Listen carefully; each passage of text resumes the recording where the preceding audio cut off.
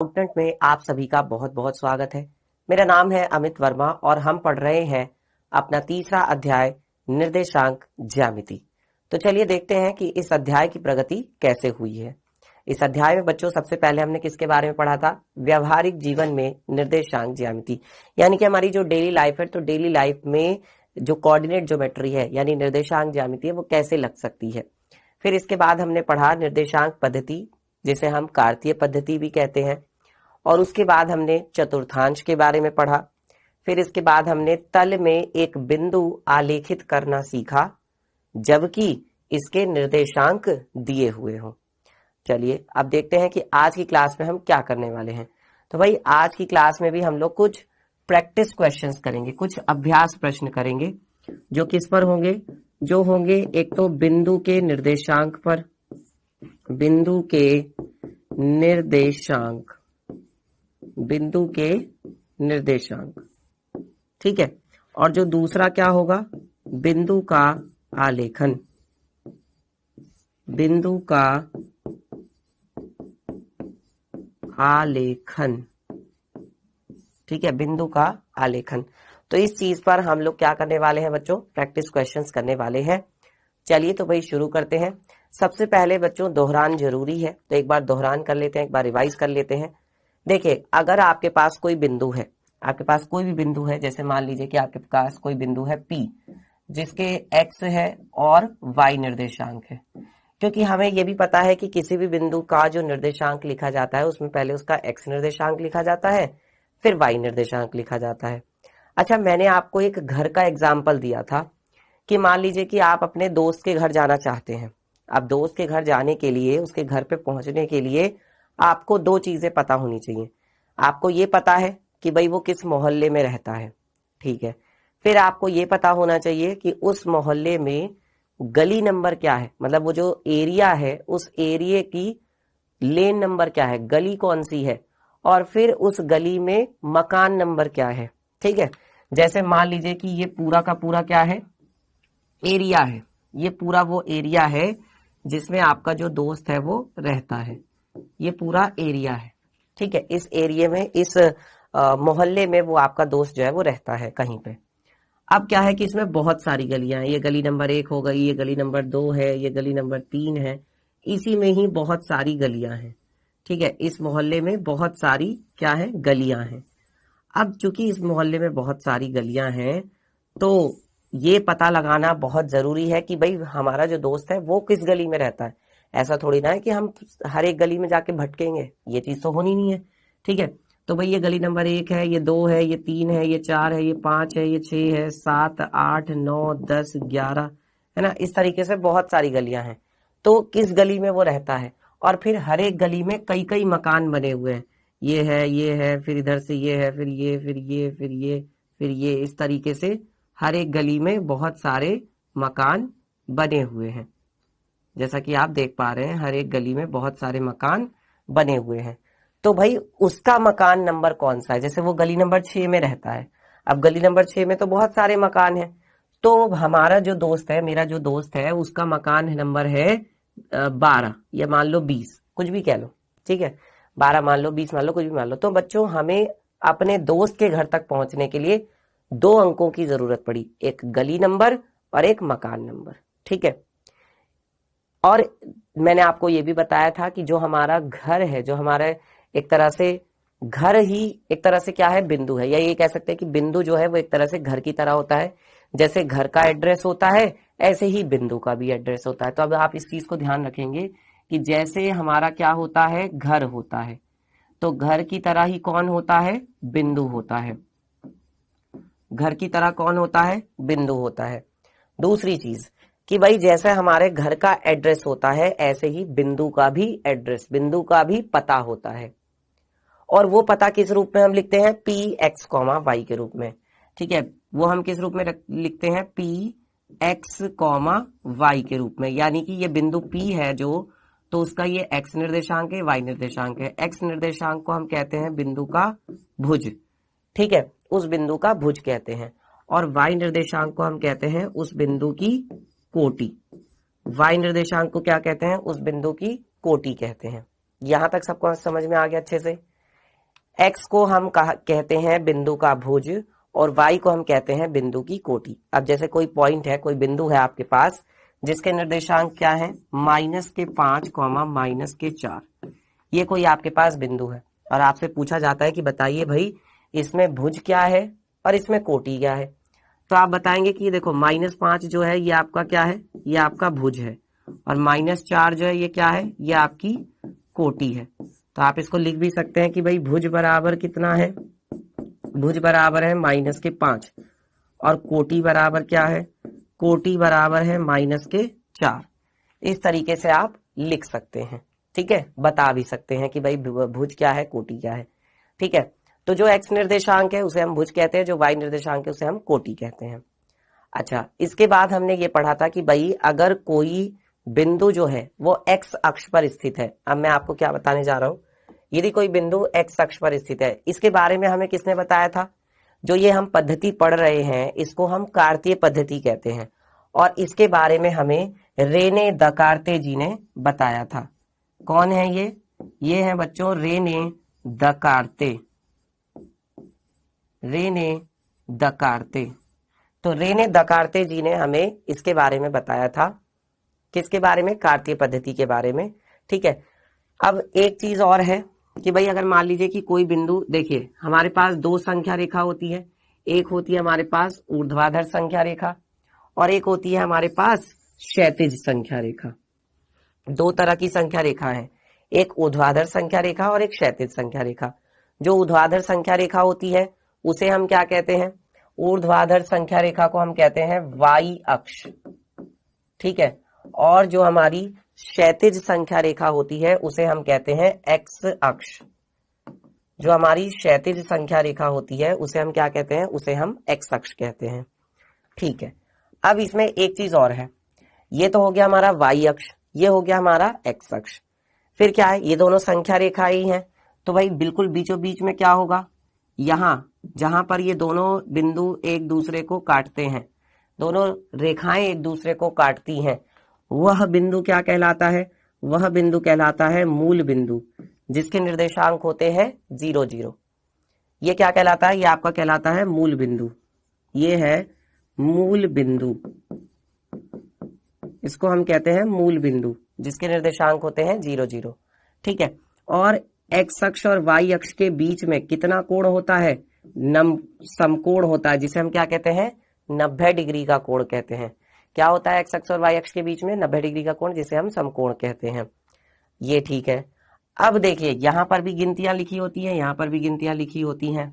अगर मैं ये कहता हूं कि कोई बिंदु एक्स अक्ष पर स्थित है, मान लीजिए यहां पर है वो एक्स अक्ष पर स्थित, या मान लीजिए वो यहां पर है एक्स अक्ष पर स्थित, कहीं पर भी वो एक्स अक्ष पर स्थित है कोई भी बिंदु, ठीक है। मान लीजिए कि एक बिंदु Q है जो एक्स अक्ष पर स्थित है, या मान लीजिए कि एक बिंदु R है जो एक्स अक्ष पर स्थित है, तो इनके निर्देशांक किस रूप के होंगे। अगर कोई बिंदु एक्स अक्ष पर है तो उसके निर्देशांक किस रूप के होंगे, अगर कोई बिंदु एक्स अक्ष पर स्थित है यहां इधर बाईं ओर, तो उसके निर्देशांक कैसे होंगे। तो देखिए प्यारे बच्चों, जो बिंदु एक्स अक्ष पर स्थित होते हैं, सुनिए ध्यान से, जो बिंदु एक्स अक्ष पर स्थित होते हैं, जो बिंदु एक्स अक्ष पर स्थित होते हैं, उनके निर्देशांक कैसे होते हैं, उन बिंदुओं के निर्देशांक होते हैं x, 0 रूप के, x, 0 रूप। किस रूप के होते हैं, x, 0 रूप के होते हैं, जो बिंदु x अक्ष पर होते हैं। और अब मान लीजिए कि कोई बिंदु है जो कि यहाँ y अक्ष पर स्थित है, जैसे यहाँ हो सकता है, यहाँ हो सकता है, ये नीचे भी हो सकता है, यहाँ पे भी हो सकता है ना भाई, ऐसा भी तो हो सकता है कोई बिंदु y अक्ष पर स्थित हो। तो जो बिंदु y अक्ष पर होता है, ध्यान देंगे, जो बिंदु कहां पर होता है, जो बिंदु y अक्ष पर स्थित होता है, उसके निर्देशांक किस रूप के होते हैं, उसके निर्देशांक होते हैं 0, y रूप के, 0, y रूप। ये रूप याद रखेंगे। अब देखो मैंने यहां पर ये बताया है, अगर कोई बिंदु y अक्ष पर स्थित है तो उसका निर्देशांक 0, y, यानी उसका x निर्देशांक तो क्या रहेगा, हमेशा 0 रहेगा। अगर कोई बिंदु y अक्ष पर कहीं पर भी स्थित है, इस पूरे y अक्ष पर वो कहीं पर भी स्थित है, तो उसका x निर्देशांक तो 0 ही होगा 100%, इसमें कोई दो राय नहीं है। ठीक। अब y उसका कुछ भी हो सकता है, y मान लो 2 भी हो सकता है, y मान लो -3 भी हो सकता है, y मान लो 4 भी हो सकता है। फॉर एग्जाम्पल अगर आपसे कहा जाता है कि बताइए एक बिंदु है जिसके जो कि नाम है जिसका s, और जिसके निर्देशांक क्या है, जिसके निर्देशांक है 0, -4। बताइए ये कहां पर होगा। आपसे अगर ऐसे पूछ लिया जाता है कि एक बिंदु है जिसके निर्देशांक हैं 0, -4, तो अब आप बताइए कि ये बिंदु कहां पर स्थित होगा। बताइए ये कहां पर होगा। और एक बिंदु है t, है ना, एक बिंदु है t जिसके निर्देशांक है 5, 0। बताइए ये कहां पर होगा। ये दोनों बिंदु कहां पे होंगे। तो आप ये देखेंगे कि भाई इसका x निर्देशांक क्या है, 0 है। तो हमने ये देखा था कि जो बिंदु y अक्ष पर होते हैं वो 0, y रूप के होते हैं। इसका मतलब ये इसी रूप में तो है 0, y रूप में, इसका x निर्देशांक 0 है, y -4 है। तो यानी कि ये कहां पर होगा, ये होगा आपका y अक्ष पर, ये y अक्ष पर हो जाएगा। ठीक है। और दूसरे वाले बिंदु को अगर देखें तो भाई इसका y निर्देशांक, ये इसका y निर्देशांक है और ये इसका x निर्देशांक है ना। तो जिसका y निर्देशांक 0 है और x निर्देशांक कुछ है, 0 नहीं है कुछ है, ठीक है, लेकिन y निर्देशांक 0 है, वो बिंदु कहां पर होता है, जो x, 0 रूप के होते हैं वो बिंदु x अक्ष पर स्थित होते हैं। ये चीज भी हम लोगों ने पढ़ी थी। ठीक है। अब हमने ये भी पढ़ा था कि भाई अगर कोई बिंदु प्रथम चतुर्थांश में है तो उसके चिन्ह कैसे होंगे। यदि कोई बिंदु प्रथम चतुर्थांश में है तो उसके चिन्ह होते हैं ++। यदि कोई बिंदु दूसरे चतुर्थांश में है, इसमें भाई ये है आपका प्रथम चतुर्थांश, फिर ये है आपका द्वितीय चतुर्थांश। तो अगर कोई द्वितीय चतुर्थांश में है तो उसके चिन्ह कैसे होंगे, -, यदि कोई बिंदु तीसरे चतुर्थांश में है, यानी कि यहाँ नीचे अगर कोई बिंदु तीसरे चतुर्थांश में है तो उसका x भी माइनस होगा और उसका जो y है वो भी माइनस होगा। अब यदि कोई बिंदु आपका कौन से चतुर्थांश में है, अंतिम चतुर्थांश, यानी कि चतुर्थ चतुर्थांश, कोई बिंदु यदि चतुर्थ चतुर्थांश में है तो उसके चिन्ह कैसे होंगे भाई, इसका x जो है वो कैसा होगा, प्लस का होगा, और y कैसा होगा, माइनस का होगा। तो ये है प्यारे बच्चों सारी की सारी जानकारी निर्देशांक ज्यामिति के बारे में। और मैंने जो मोहल्ला बताया था, जब हम दोस्त के घर जा रहे थे तो मैंने मोहल्ले के बारे में बताया था, एरिया के बारे में बताया था, तो वो यही है, वो यही एरिया है बेटा। और इसको हमने नाम दिया है कार्तीय तल। इसको हमने क्या नाम दिया है, इसको हमने नाम दिया है कार्तीय तल, कार्तीय तल। और बेटा इसको हम क्या बोलते हैं, इसको हम कहते हैं कार्तीय पद्धति, कार्तीय पद्धति, कार्तीय पद्धति कहते हैं इसको। ठीक है, क्या कौन सी पद्धति कहते हैं, कार्तीय पद्धति कहते हैं। क्यों कहते हैं कार्तीय पद्धति, क्योंकि इसके बारे में हमें रेने दकार्ते जी ने बताया था। इनके नाम में देखो कार्ते आ रहा है, ये देखो यहाँ इनके नाम में क्या आ रहा है, कार्ते आ रहा है, तो यहीं से ही इस पद्धति का नाम कार्तीय पद्धति रखा गया था। ठीक है, यहां तक सबको क्लियर है, बताइए इतना सबको क्लियर है। अब कुछ प्रैक्टिस कर लेते हैं जल्दी से। चलिए तो पहला सवाल देखते हैं। फर्स्ट क्वेश्चन क्या है, ये बोल रहे हैं कि भाई कार्तीय तल में, कौन से तल में, कार्तीय तल में निम्नांकित बिंदुओं में से प्रत्येक की स्थिति निर्धारित कीजिए। कि भाई कौन बिंदु कहां पर होगा, हमें ये बताना है। तो चलिए बताते हैं। सबसे पहले हम क्या करेंगे, यहाँ पर जो है एक तो अपना y अक्ष बना लेते हैं, यानी कि ऊर्ध्वाधर संख्या रेखा, ये हो गया।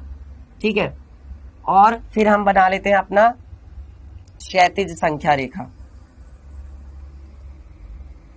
ये हो जाएगी हमारी क्षैतिज संख्या रेखा। ठीक है, और बिल्कुल बीचों बीच में क्या होता है, 0 होता है, यानी कि मूल बिंदु। ये होता है बच्चों आपका मूल बिंदु, जिसके निर्देशांक होते हैं 0, 0। ठीक है, जब इसके हम दाईं ओर चलते हैं तो ये आ गया आपका 1, फिर ये हो गया 2, 3, 4, 5, 6।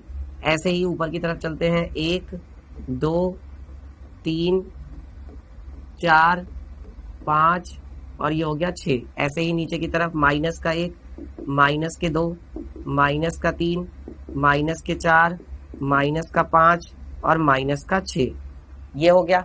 अब इधर की तरफ चलते हैं, तो ये क्या हो जाएगा, देखो माइनस का 1, माइनस के 2, माइनस का 3, माइनस के 4, माइनस का 5 और माइनस का 6। अब देखिए बेटा, पहला बिंदु हमारा क्या है, पहला जो बिंदु है उसके निर्देशांक है 5, 6। तो मैंने आपको क्या बताया, किसी भी बिंदु के निर्देशांक में पहले x लिखा जाता है फिर y लिखा जाता है। पहले x फिर y, पहले x फिर y, तो पहले x निर्देशांक फिर y निर्देशांक। अब देखिए यहाँ पर ये आपका x निर्देशांक में क्या है, ये है आपका x निर्देशांक और ये है आपका y, ये x है और ये y है। x अक्ष पर 5 और y अक्ष पर 6 इकाई दूरी चलनी है, तो x अक्ष पर 5 चलेंगे, y अक्ष पर 6 इकाई दूरी चलेंगे। x अक्ष पर 5 कहाँ है, ये रहा, और y अक्ष पर 6 कहाँ है, ये रहा। तो इन दोनों की आपको सीध लेनी पड़ेगी, यहां से सीध ले ली इसकी, और यहां से इसकी ऊपर की तरफ ऐसे सीध ले लेते हैं। जहां पर ये एक दूसरे को काटेंगे, यहां पर काट रहे हैं, तो ये वाला आपका बिंदु हो जाएगा 5,6। ये है आपका बिंदु ए, ये आपका बिंदु कौन सा है, ए बिंदु है। ठीक है, उसके बाद अगला देखते हैं। अगला है बिंदु बी, -4,2, यानी कि x अक्ष पर -4 और y अक्ष पर 2।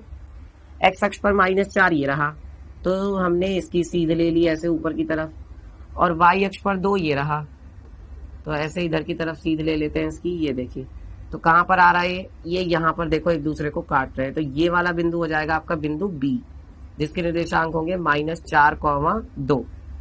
बिल्कुल अच्छे से प्रॉपर तरीके से एकदम ढंग से सारी चीजें दिखाएंगे लिखकर, है ना। चलिए अब अगला बिंदु क्या है, अगला बिंदु है 5,-2। ये कहां पर होगा, सी, बिंदु सी है 5,-2। तो x अक्ष पर 5 ये रहा, और y अक्ष पर -2 वो ये रहा नीचे। तो इसकी सीध में गए ऐसे, और यहां से इसकी सीध में आ गए नीचे ऐसे, ये हो गया। तो ये वाला आपका बिंदु हो जाएगा कौन सा, 5,-2, जो कि सी बिंदु है।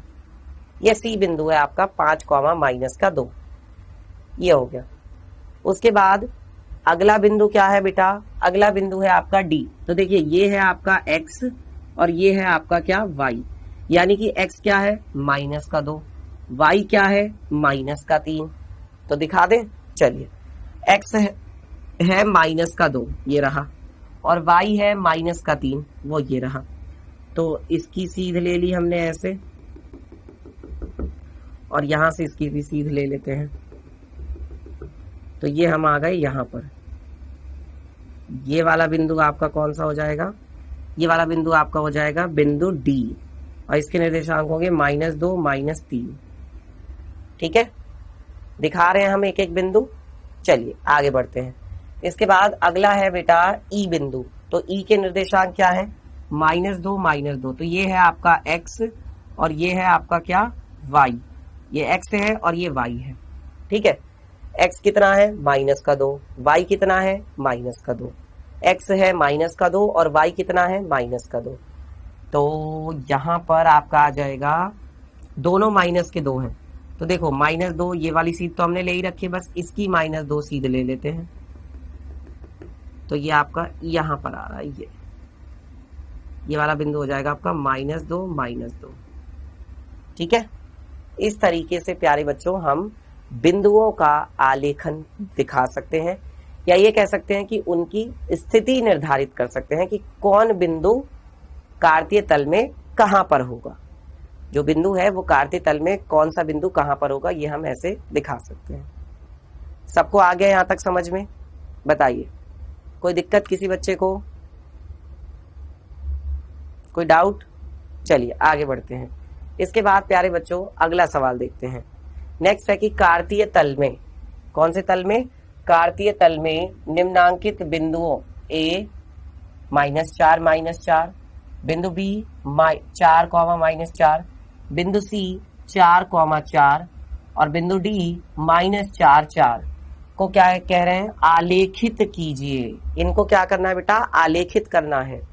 साथ ही इसके साथ साथ आपको रेखाखंड BC और रेखाखंड CD की लंबाई भी ज्ञात करनी है। आपको रेखाखंड BC और रेखाखंड CD की लंबाई भी बतानी है कि कितनी होगी।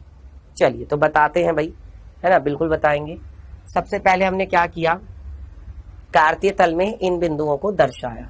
तो उसके लिए हमने क्या किया, यहाँ पर इस तरीके से ये हमने सबसे पहले y अक्ष बना लिया अपना, ये हमने y अक्ष बना लिया और यहां से हमारा ये हो जाएगा x अक्ष। ये देखिए ये हो जाएगा हमारा x अक्ष।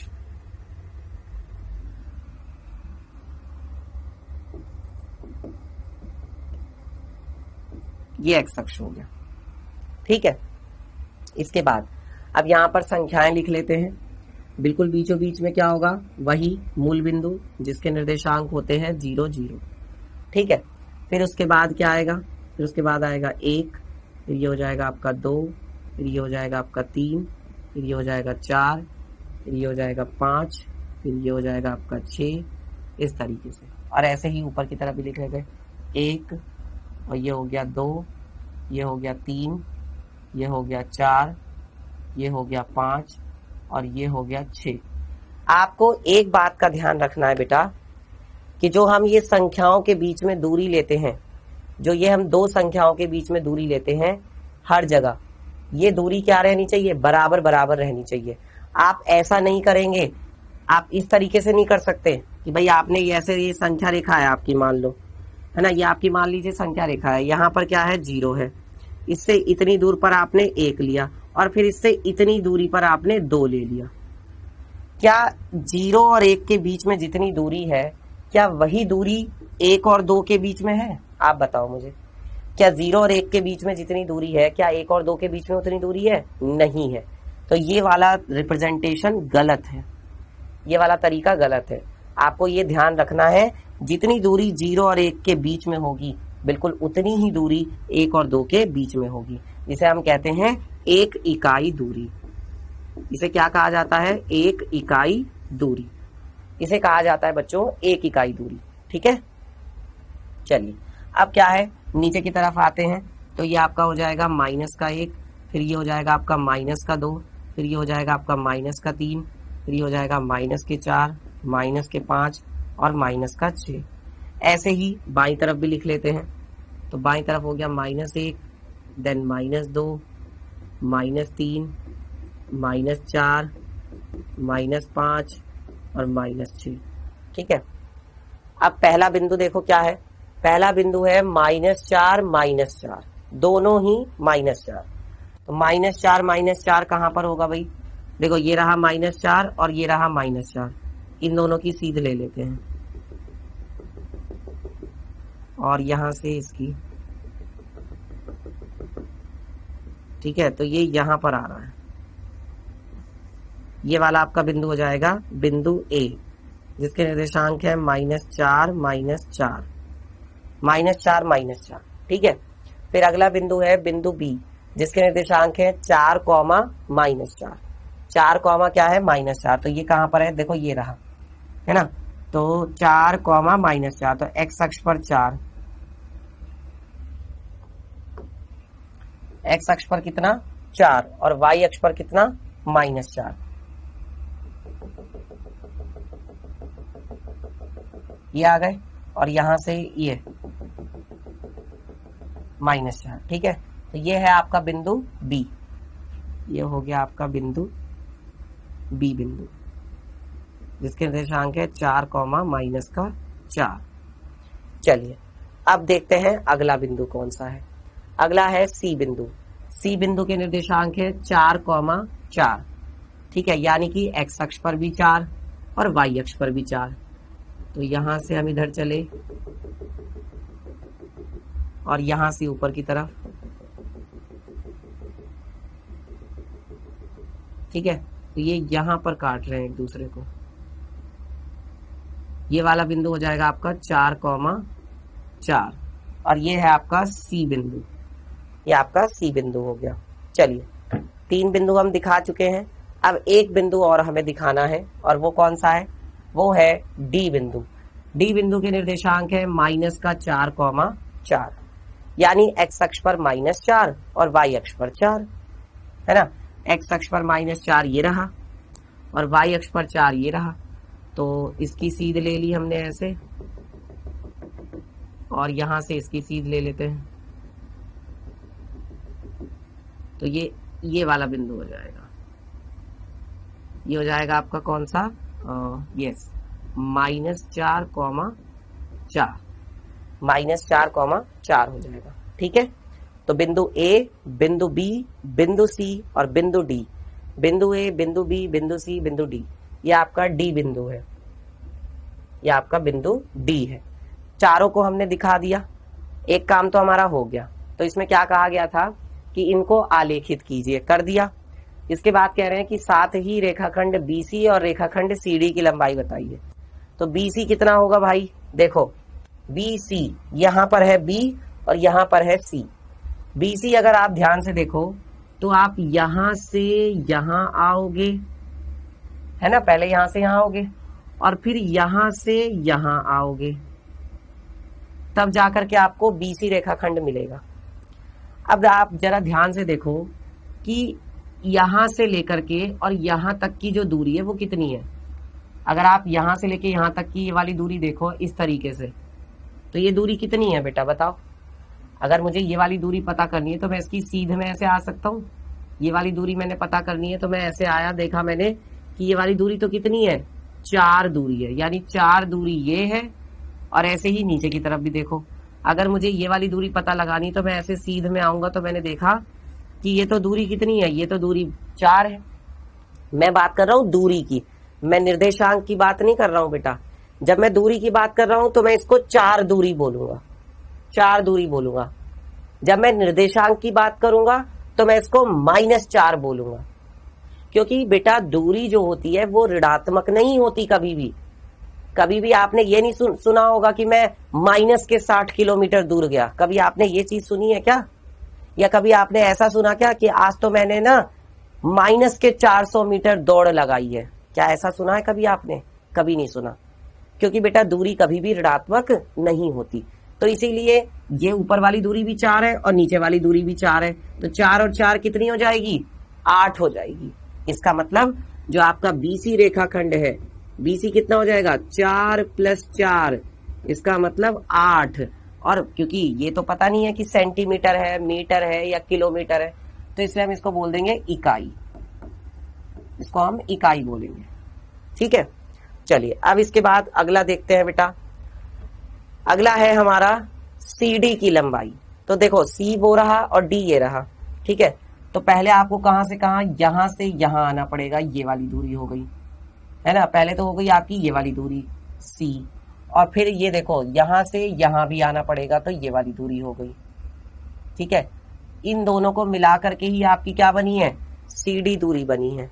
तो इसका मतलब अब देखो, मुझे अगर ये वाली दूरी पता लगानी है यहां से लेके यहां तक, तो मैं यहां से नीचे आया तो मैंने देखा ये भी दूरी कितनी है, 4 दूरी है, देख लो। अगर मुझे ये वाली दूरी पता लगानी तो मैं ऐसे नीचे आया और मैंने देखा ये तो 4 दूरी है। ये कितनी दूरी है, 4 दूरी है। ऐसे ही मुझे अगर यहां से लेके यहां तक की दूरी पता लगानी तो मैं ऐसे नीचे आया और मैंने देखा ये भी दूरी कितनी है, ये दूरी भी कितनी है भाई, ये दूरी भी देखो 4 दूरी है। कितनी दूरी है, 4 इकाई दूरी। तो ये भी 4 इकाई दूरी हो गई, ये भी 4 इकाई दूरी होगी। 4 और 4 कितने हो गई, 8 इकाई। यानी कि CD भी कितना हो जाएगा, CD भी हो जाएगा 4 + 4, यानी कि 8 इकाई। 4 + 4 यानी कि 8 इकाई या 8 मात्रक कह सकते हैं। ठीक है, 8 इकाई कह लो या 8 मात्रक कह लो, एक ही बात है। तो यहां तक सबको समझ में आ गया, ये क्वेश्चन सबको क्लियर है। चलिए आगे बढ़ते हैं। इसके बाद अगला क्वेश्चन है, इसमें कहा जा रहा है कि वे चतुर्थांश लिखिए जिसमें निम्नलिखित बिंदु स्थित हो। तो भाई देखो, आपको इतना पता है कि भाई ये हमारा क्या है, Y अक्ष है, ये हमारा क्या है, X अक्ष है। ठीक है, और अब ये क्या होता है, ऊपर की तरफ ये प्लस होता है, नीचे की तरफ माइनस, दाईं तरफ ये प्लस होता है, बाईं तरफ ये माइनस होता है। तो अगर हम बात कर रहे हैं पहले चतुर्थांश की, तो पहले में क्या होता है, दोनों क्या आते हैं, प्लस प्लस। कैसे, इधर से ये और इधर से ये। ठीक है, दोनों प्लस प्लस। अगर दूसरे की बात की जाए तो ये माइनस होता है, ये प्लस होता है, x होता है माइनस और y होता है प्लस। अगर तीसरे की बात की जाए तो दोनों कैसे होते हैं, माइनस, x भी माइनस का और y भी माइनस का। अगर चौथे की बात की जाए तो इसमें x होता है प्लस, y होता है माइनस, x आता है इधर से प्लस और y आता है इधर से माइनस। ठीक है, अब देखो पहला बिंदु क्या है, इसके निर्देशांक दोनों कैसे हैं, माइनस माइनस के हैं, तो ये वाला कहाँ पे होगा, देखो ये दोनों ही कैसे हैं, माइनस के हैं, तो ये कहाँ पर होगा, दोनों माइनस के, तो भाई ये आपका पहला हो गया, ये आपका दूसरा चतुर्थांश हो गया, ये आपका तीसरा चतुर्थांश है और ये आपका चौथा चतुर्थांश है। तो ये वाला तो हो जाएगा तीसरे चतुर्थांश में, ये तीसरे में हो जाएगा।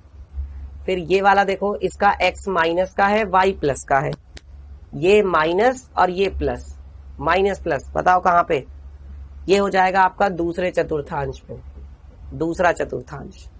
ठीक, चलिए अगला बताइए, अगला क्या है भाई, अगला जो बिंदु है उसका x कैसा है, प्लस का, y कैसा है, माइनस का, यानी कि प्लस माइनस, तो ये वाला हुआ प्लस माइनस, मतलब ये हो जाएगा आपका चौथा चतुर्थांश, फोर्थ।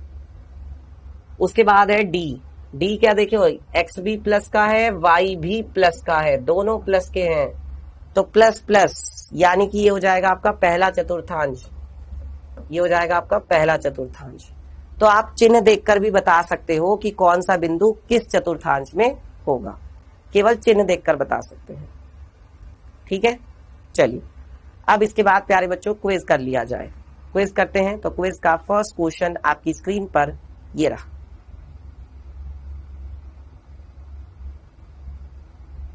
किसी बिंदु के जो निर्देशांक हैं वो 5,2 है, तो y अक्ष से इसकी दूरी क्या होगी, बताइए। किसी बिंदु के निर्देशांक क्या है, 5,2, तो y अक्ष से इसकी दूरी क्या होगी।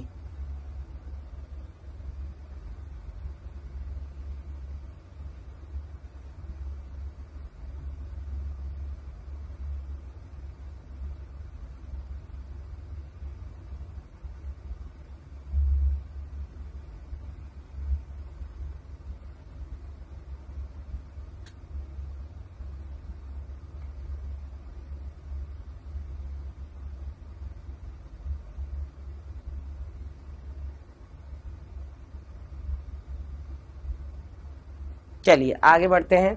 क्वेश्चन नंबर 2, किसी बिंदु की y अक्ष से लांबिक दूरी 6 इकाई है और वह बिंदु y अक्ष के दाईं ओर है, तो भाई कितनी दूरी है इसकी, y अक्ष से लांबिक दूरी है 6 इकाई और यह बिंदु y अक्ष के दाईं ओर है, यानी कि राइट साइड में है, तो उस बिंदु का भुज यानी कि x नियामक क्या होगा, उस बिंदु का भुज x नियामक।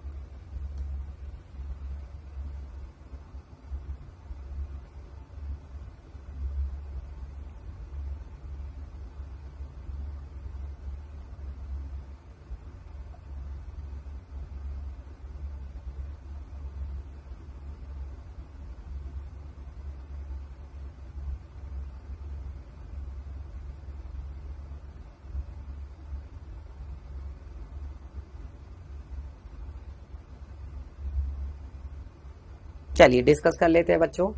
फर्स्ट क्वेश्चन में क्या था, किसी बिंदु के निर्देशांक आपको 5,2 दिए हैं। अब अगर आप इसको दिखाएंगे ऐसे कार्तीय तल में, यदि आप इस बिंदु को कार्तीय तल में दिखाते हैं तो ये कहां पर होगा, 5,2, ये आपका यहां कहीं पर होगा, इस जगह पर, यानी x अक्ष पर कितना होगा 5 और y अक्ष पर कितना होगा 2, है ना। x अक्ष पर कितनी दूरी होगी 5 और y अक्ष पर कितनी दूरी होगी 2। वो बोल रहे हैं कि y अक्ष से इसकी दूरी क्या है, तो भाई यहां पर है ये बिंदु। अब इसकी y अक्ष कौन सा है, ये है y अक्ष और ये है x अक्ष। तो देखो y अक्ष से जो दूरी है वो ये वाली है, ये वाली दूरी है, और अगर आप इसी की सीध में आते हो, इसी के आप सीध में होते हो, तो ये वाली ही दूरी तो है ही एक तरह से, है कि नहीं भाई। यहां से लेकर के यहां तक की जो ये दूरी है वही तो यहां से लेके यहां तक की दूरी है। तो इसका मतलब ये तो एक तरह से x अक्ष पर चली गई दूरी है, और एक्स अक्ष पर चली गई दूरी कितनी है? एक्स अक्ष पर चली गई दूरी है 5। एक्स अक्ष पर चली गई दूरी कितनी है? 5। तो अगर वाई अक्ष से दूरी पूछी जा रही है तो उसका क्या आंसर होगा? जो वाई निर्देशांक होगा, ये मैंने आपको बताया था। तो इसलिए आपका ये हो जाएगा ऑप्शन नंबर 1 बिल्कुल करेक्ट आंसर। ठीक है, वाई अक्ष से दूरी क्या होगी? जो उसका एक्स निर्देशांक होगा। चलिए अगला देखते हैं। किसी बिंदु की वाई अक्ष से लांबिक दूरी 6 इकाई है। अब देखो क्या बोला जा रहा है। मान लीजिए कि ये आपका क्या है? कार्तीय तल है, ये ऊपर वाई और ये आपका एक्स।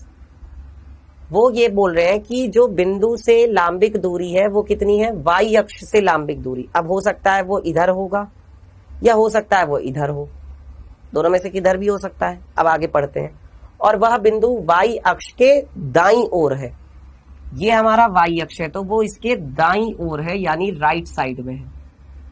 और इसकी लांबिक दूरी कितनी है? 6 इकाई वाई अक्ष से। मान लो ये हो गई लांबिक दूरी। तो ये जो लांबिक दूरी है यानी लंब वाली दूरी है, ये कितनी है? 6 इकाई है। लंब वाली दूरी कितनी है? 6। यहां पर जो आ रहा है, ठीक है। अब क्या कह रहे हैं? और वह बिंदु वाई अक्ष के दाईं ओर है। वो बिंदु कहाँ है? वाई अक्ष के दाईं तरफ है। तो बेटा जो ये 6 इकाई दूरी आपने यहां से लेके यहां तक ली है, वही तो यहां से लेके यहां तक की दूरी है। आप देखो ना, अगर आप इसकी सीध में आते हो, यही तो 6 इकाई दूरी है यहां से लेके यहां तक की। यही तो 6 इकाई दूरी है यहां से यहां तक। यही तो 6 इकाई दूरी है यहां से यहां तक, जो आपने एक्स अक्ष पर चली है। ये एक्स अक्ष पर जो आपने दूरी चली है वही तो 6 है। और जो एक्स अक्ष पर चली गई दूरी है वही एक्स निर्देशांक है। उन्होंने हमसे एक्स नियामक पूछा है। एक्स नियामक मतलब एक्स निर्देशांक।